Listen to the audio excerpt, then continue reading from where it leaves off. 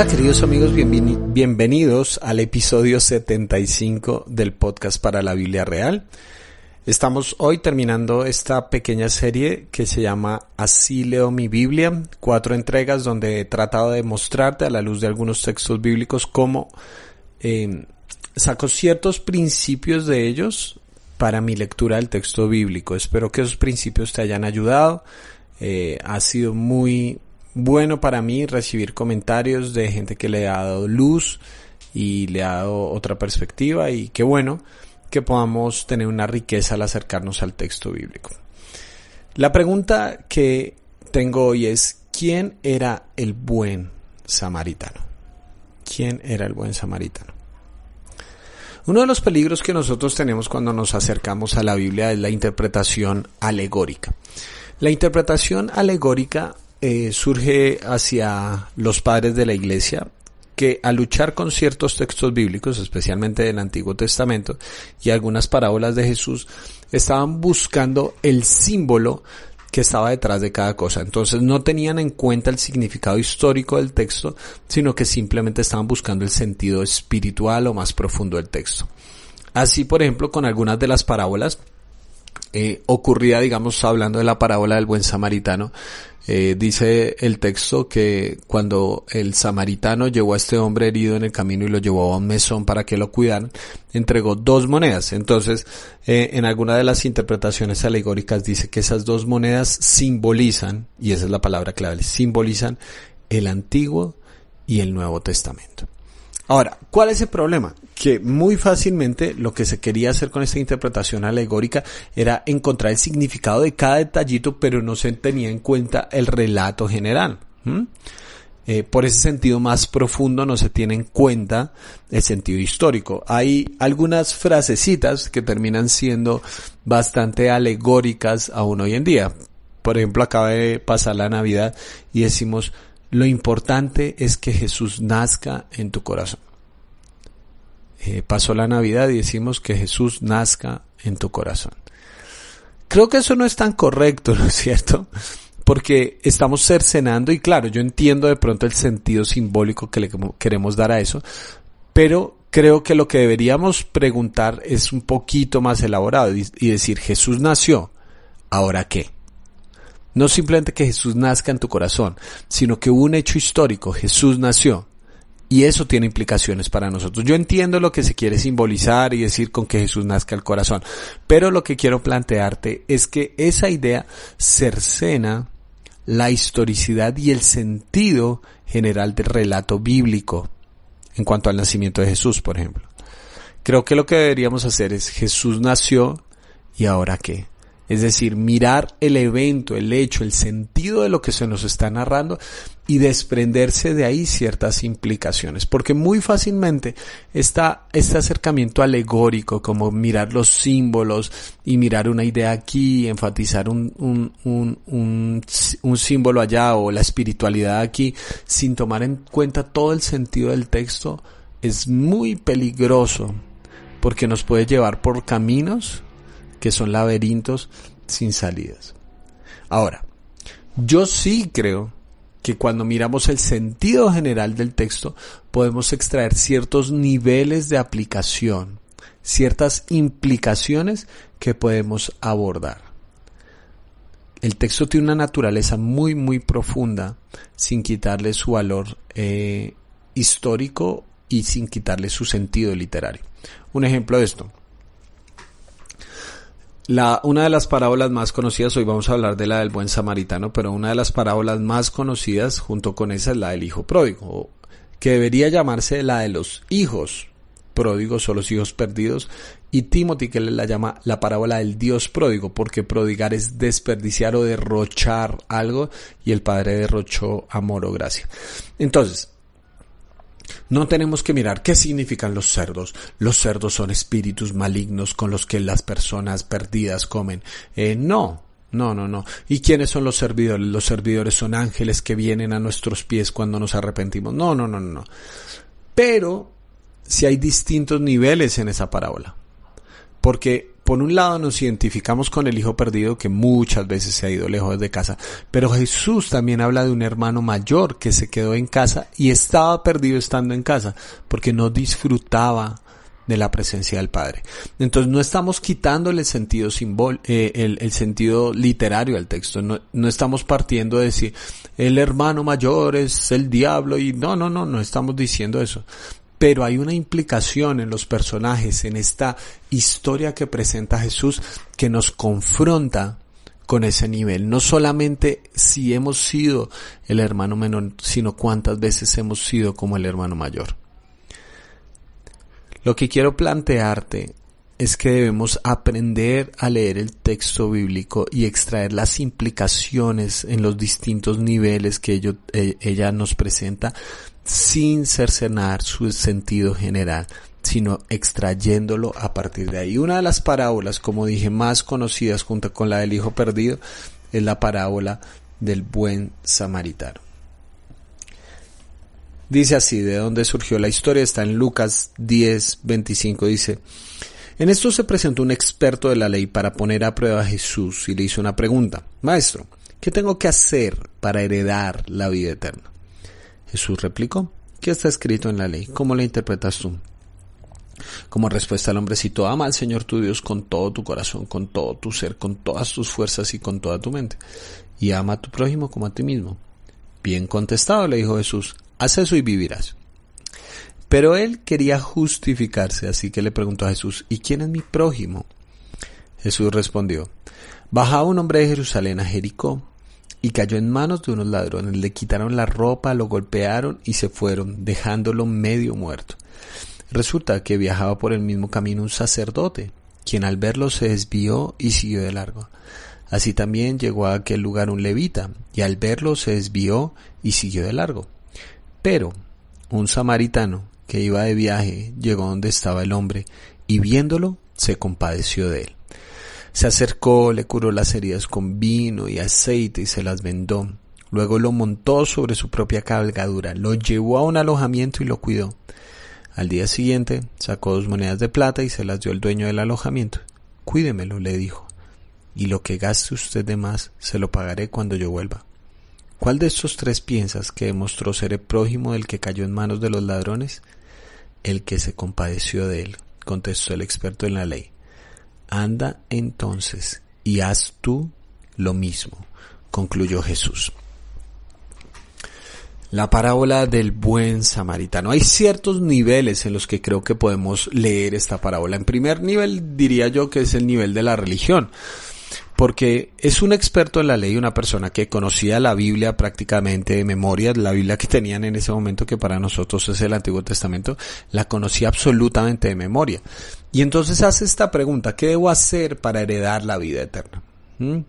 Y contesta con un texto bíblico, y él queriendo como pullar a Jesús un poquito más, pregunta: ¿quién es mi prójimo? Y Jesús cuenta la historia de un hombre que bajaba de Jerusalén. Ahora, esto es un detalle importante, porque si alguien bajaba de Jerusalén quiere decir que subió a Jerusalén. Yo sé que es una obviedad, pero el concepto de subir a Jerusalén es subir a adorar. ¿Por qué? Porque en Jerusalén está el templo. Constantemente en muchos salmos que encontramos que decía: subamos a adorar en el monte de Sión. ¿Por qué? Porque en Jerusalén está el templo, está el lugar central de la fe israelita, donde el pueblo se encontraban entre ellos y se encontraban con Dios. Así que si una persona bajaba de Jerusalén, es muy probable y es lo más seguro que haya ido a adorar. No es que fuera cualquier persona o algo así por el estilo, era una persona que hacía parte de la fe de los israelitas. Y lo lastiman, lo dañan. Una persona, por robarles, casi acaban con su vida. Y entonces pasa un sacerdote, un pastor de la época, y le pasa por el lado un levita, que podríamos decir casi que era como el director de la alabanza, y le pasa por el lado. Jesús está criticando este sistema religioso que ve al otro y le pasa por el lado, que muy probablemente sean sus hermanos en la fe, y cuando están en necesidad le pasan por el lado. Y uno podría decir: no, es que están cumpliendo con ciertos rituales. Claro que sí, porque en esa época estaba prohibido que si una persona se acercaba a alguien muerto y tenía contacto con alguien muerto, si tenía contacto con esa persona muerta, entonces no podía entrar al culto por un cierto periodo de tiempo hasta que se purificara. Entonces uno podría decir, ¿por qué no le colaboraron a esta persona? Quizás su religión estaba siendo más importante que los otros. El experto en la ley la tenía clara con esto de amar a Dios. ¿Cómo es esto? Pero amar al prójimo, comportarse como prójimo, porque ese es el punto. Él pregunta ¿quién es mi prójimo? Y el único que se comportó como prójimo fue el samaritano. Muchas veces no nos comportamos como individuos, no como si fuéramos parte de un entramado en donde somos hermanos unos de los otros. Vivimos una fe tan individualista que se trata solamente de la verticalidad de mi relación con Dios, pero no importan los demás. Había muchos directores de alabanza que decían, olvídate de tu hermano que está a tu lado. ¿Por qué? ¿Por qué no podemos adorar en comunidad? ¿Por qué una fe tan individualista y tan tóxica que mira solamente mi relación con Dios? Jesús critica esa clase de religiosidad tan nociva que solamente está pendiente de sí mismo, pero nunca de su hermano, que se comporta amando a Dios, pero no se comporta como un prójimo, por lo tanto es inconsistente. Pero hay otro nivel, por supuesto, y es el nivel moral, donde nos vemos reflejados en este samaritano que hizo de todo por cuidar a esta persona.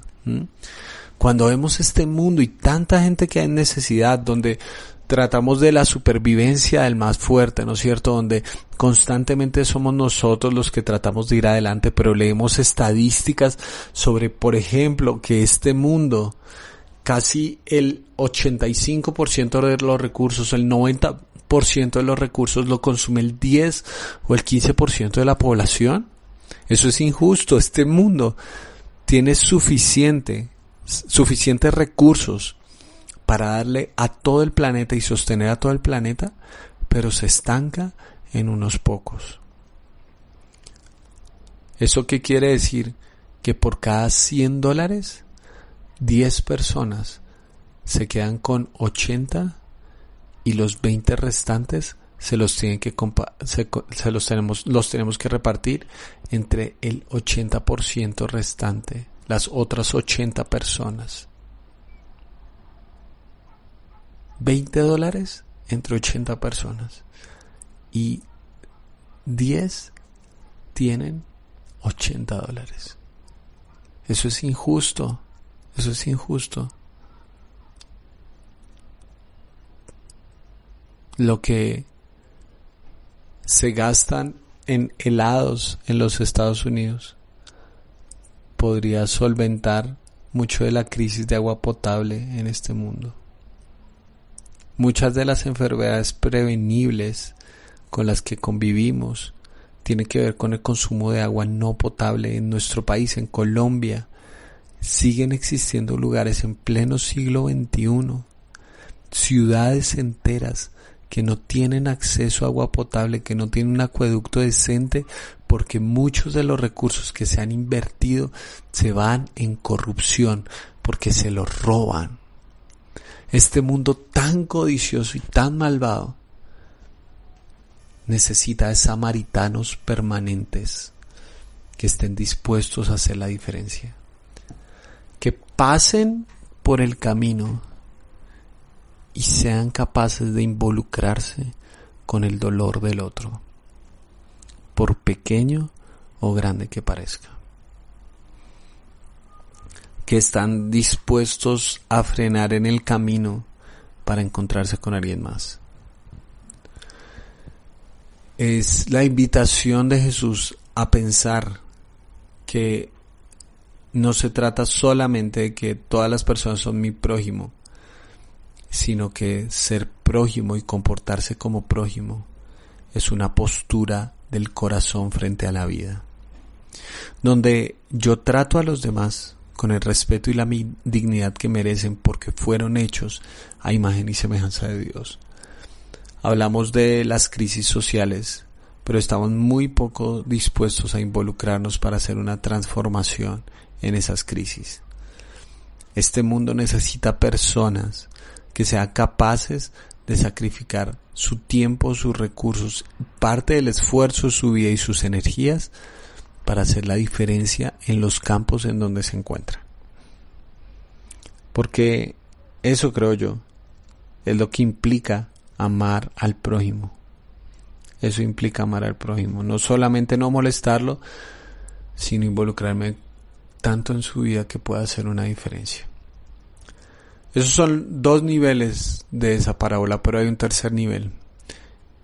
Estoy hablando de así leo mi Biblia y siempre trato de leer mi Biblia a la luz del Evangelio, porque creo que hay un nivel del Evangelio que nos demuestra este texto y que es el nivel catalizador para que sea posible un cambio en la religiosidad y en la moralidad de cómo nos acercamos y nos relacionamos unos con otros. Hay una pregunta que hace el maestro de la ley. ¿Qué tengo que hacer para heredar la vida eterna? ¿Qué se tiene que hacer para heredar la vida eterna? Pues se tiene que ser hijo, ¿no es cierto? ¿Tú qué puedes hacer para ganar una herencia? Tú le puedes decir a la gente, bueno, vea, dígame qué hago para ganarme la herencia de, no sé, Ardila Lule o algo así por el estilo, de la gente con mucha plata. Señor Bill Gates, ¿qué tengo que hacer para ganarme su herencia? No. Pues tú tienes que ser hijo.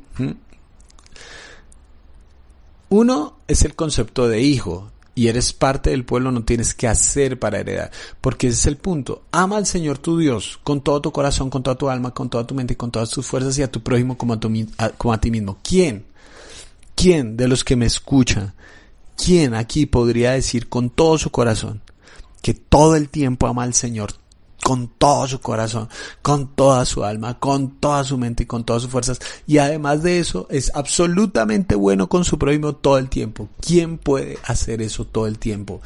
Nadie.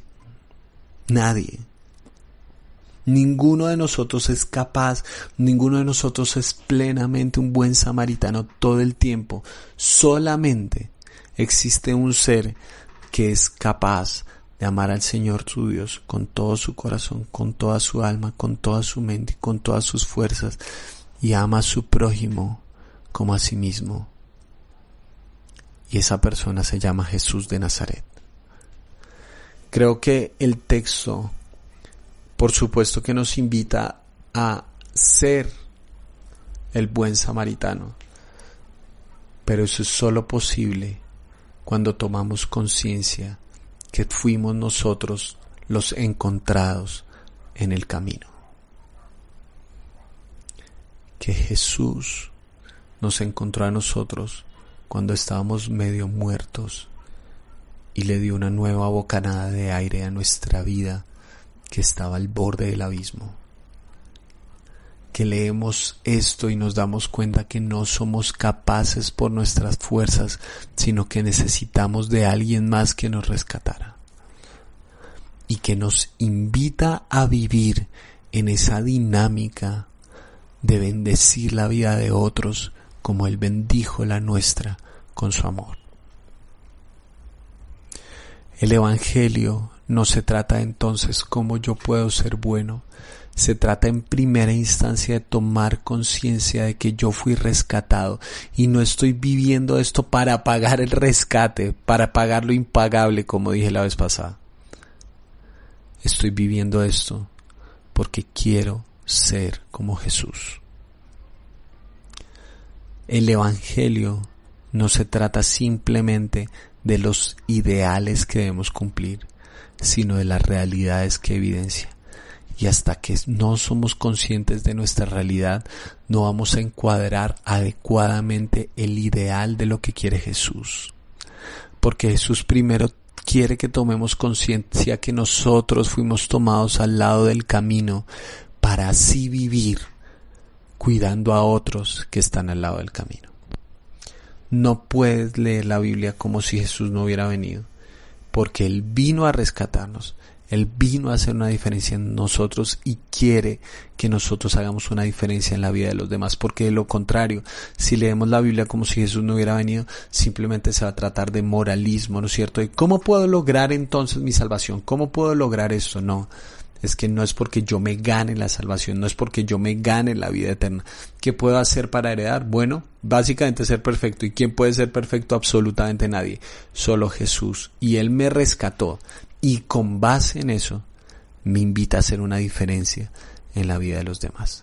Solo hasta que tomamos este proceso de leer el texto a la luz del Evangelio, de reconocer que la suficiencia de Jesús, entonces nos alejamos de moralismos y empezamos a tomar una clase de vida que vale la pena, porque nuestro propósito es seguir las huellas de nuestro Maestro. ¿Quién fue el buen samaritano? ¿Quién era el buen samaritano? El buen samaritano fue Jesús de Nazaret, que nos encontró a nosotros en el camino y nos invita a encontrar a otros en el camino. Te mando un gran abrazo.